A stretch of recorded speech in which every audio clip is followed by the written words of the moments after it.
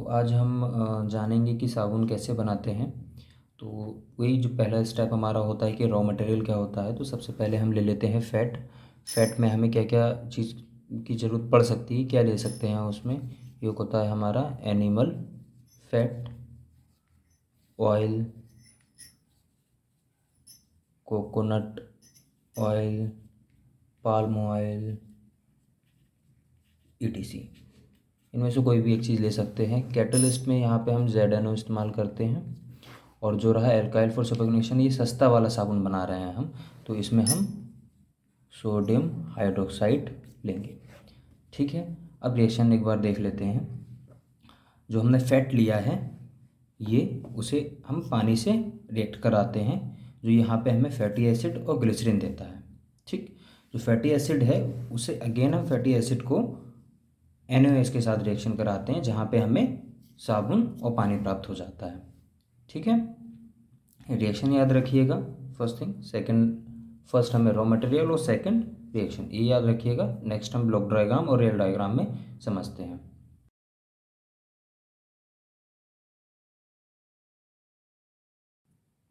Again हम वापस आ गए। बहुत इजी है, पहले देख लेते हैं। ये हमारा एक रिएक्टर है, हाइड्रोलाइजर रिएक्टर, जिसमें 40 से 45 ATM प्रेशर है। और इसमें जो H2 वाटर हम लेते हैं वो 230 से 250 डिग्री सेल्सियस तक लेते हैं। ठीक है, अब इसमें इनपुट में जैसे हमने पहले पढ़ा था कि हमें रॉ मटेरियल में क्या चाहिए, एक फैट चाहिए और कैटलिस्ट, इनको मिक्स करा के हम हाइड्रोलाइजर में भेजते हैं। ये बॉटम से जाता है। और जो हॉट वाटर है जो 230 से 250 डिग्री सेल्सियस का है, वो टॉप से जाता है। इस पूरे रिएक्टर में हमारा क्या होता है, काउंटर फ्लो होता है। ठीक है, जिसमें हमें फैटी एसिड ऊपर से मिल जाता है और 15 से 20% कंसनट्रेशन का ग्लिसरीन इम्प्योरिटीज़ नीचे आ जाती हैं। ठीक, ग्लिसरीन के विषय में हम बाद में बात करेंगे, क्योंकि हमारे अभी हम सोप बना रहे हैं, तो वो हमारी फ्लो शीट ये रही। इसमें हम सिर्फ ये एग्जैक्टली ये हमारी फ्लो शीट है। ठीक है, तो ये फैटी एसिड प्राप्त हो गया। ये है हमारा flash tank, vacuum flash tank कह सकते हैं शायद इसे। ये पार्शियली वेपराइज करता है, जिससे कि हम कंसनट्रेशन को थोड़ी इंक्रीज कर सकें। यहाँ से हमारी स्ट्रीम निकल जाती है।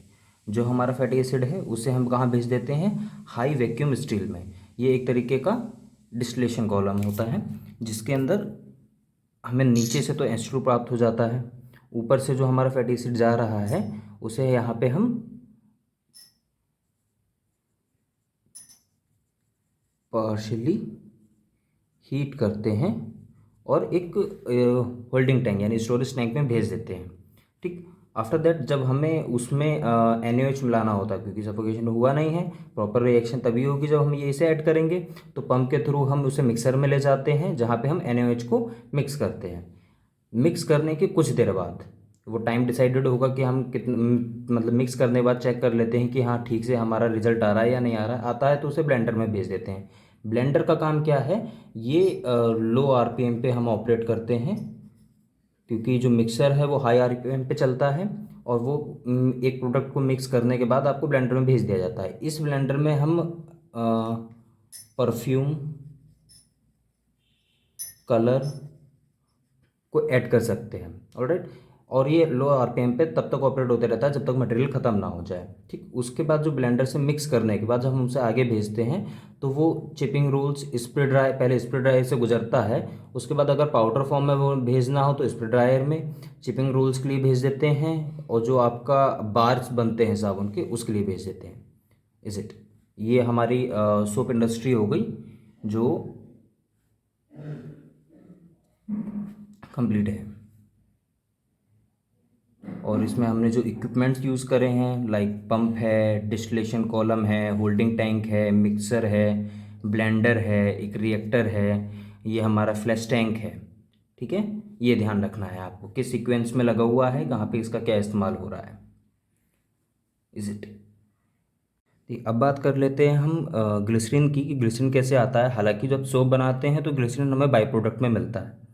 ठीक है, क्योंकि सस्ता हमने सोप बनाया है, तो NaOH जो हमारा ग्लिसरीन आया है वो 15 से 20% इम्प्योरिटीज़ में आया हुआ है, जिसे हम आयन एक्सचेंजर में ले जाते हैं।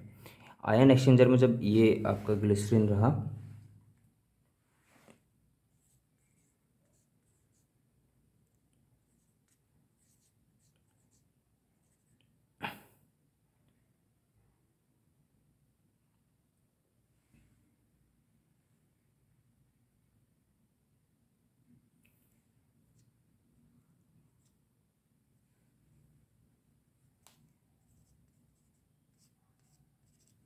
ठीक है।